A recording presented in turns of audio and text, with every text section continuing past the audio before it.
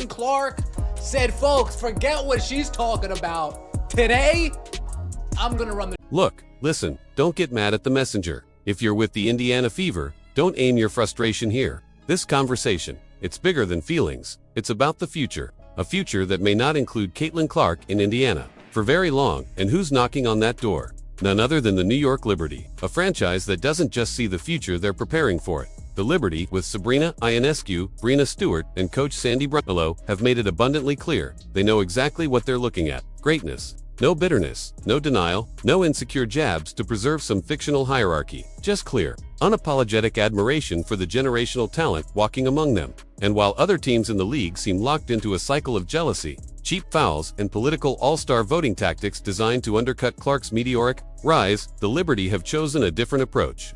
They see Caitlin Clark, and they don't run from her light. They welcome it. They respect it. They want it, because sometimes in sports, you don't need a press release or a blockbuster trade.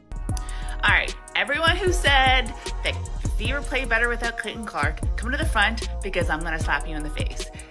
Announcement to understand what's really happening. Sometimes all it takes is a moment, a single post-game tunnel photo, a sideline embrace, a few seconds of footage showing a casual conversation between the brightest star in women's basketball and a front office that knows exactly how to treat her. Caitlin Clark wasn't just smiling in that photo. She was glowing. Next to her stood Liberty legends, Stewart, Ionescu, Coach Brondello, and even more significantly, Clark's own agent.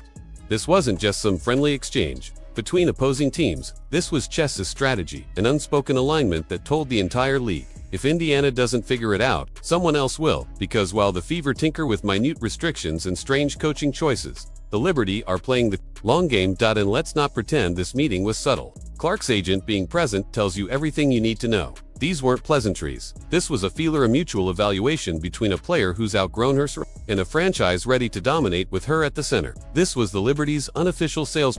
That's what we're talking about when we are referring to Caitlin Clark running the show.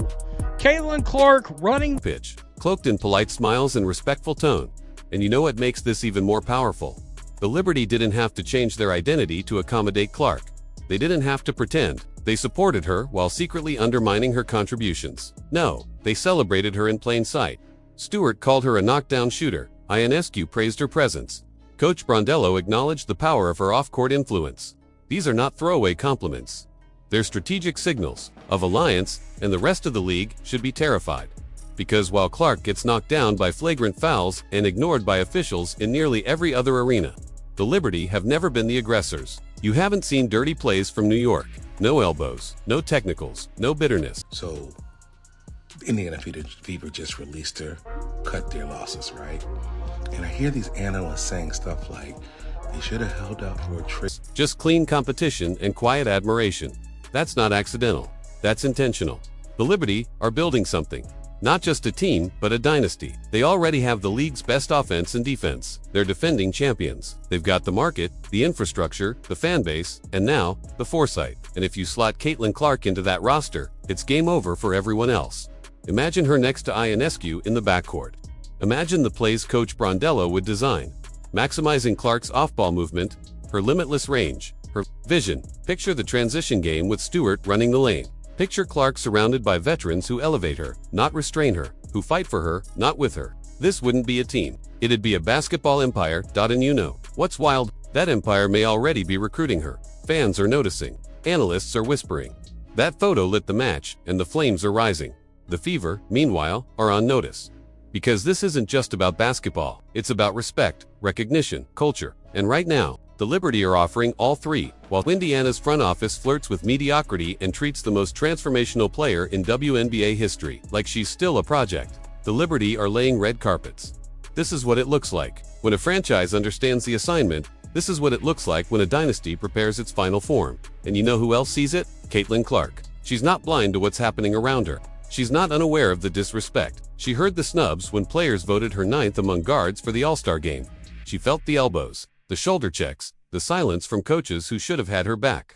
She saw the social media hate, the referee indifference, the teammate confusion. But when she walked into that Liberty locker room, Evan, just for a few post-game moments, something shifted. That wasn't noise. That was clarity. Even Liberty fans are buzzing. Because they know, deep down, the entire league knows. If Clark joins the Liberty, it's over. And while rival fans will rage and protest and accuse her of joining a super team, what they're really doing is confessing their fear. Because adding Clark to that roster isn't about stacking the deck. It's about reaching the WNBA's final form. Clark isn't just a superstar. She's the WNBA's axis. The reason ticket prices doubled. The reason charter flights got approved. The reason ratings exploded. And if she chooses to leave Indiana after her rookie contract or even before, depending on CBA movement, it won't be betrayal, it'll be evolution. Let's talk about that. Because the way the Fever have handled Clark is borderline malpractice. Minute restrictions, rotational confusion, a clear hesitation to build around her, and yet, she still delivered. She showed up, she dropped dimes, she pulled up from the logo, she broke records, she smiled through it all. But how long can you expect a Ferrari to sit in the garage? How long can you pretend your franchise is evolving while your best player is stuck translating high school plays into pro execution? Clark deserves more, and the Liberty, they know it. They've shown nothing but class. Nothing but strategic vision. While the rest of the league plays checkers, New York's playing chess. They don't need to throw elbows or start fake rivalries. They don't need jealousy or sabotage. They're recruiting the right way with intelligence, maturity, and respect. And let's be clear, if this was any other player, anyone else in the league, you'd never see this level of coordinated dismissal. Clark isn't just a rookie, she's a movement, a brand, a billion-dollar engine in the making. And yet, the very league she's reviving seems split on whether to embrace her or sabotage her. Not New York. They made their decision already. From Ionescu's early praise to Stewart's sideline laughs after Clark drained a deep three, to Brondello's comments about giving her a coaching hat when injured, it's all there, piece by piece, clue by clue, a trail of respect leading straight to Brooklyn. And if that meeting turns into something more, let's just say the rest of the league better start planning for second place. Because Clark isn't just a shooter, she's a tactician, a leader, a generational force who elevates everyone around her. And if she lands in New York, surrounded by all-stars, embraced by basketball IQ, and backed by a championship culture, the WNBA won't be ready. And they shouldn't be.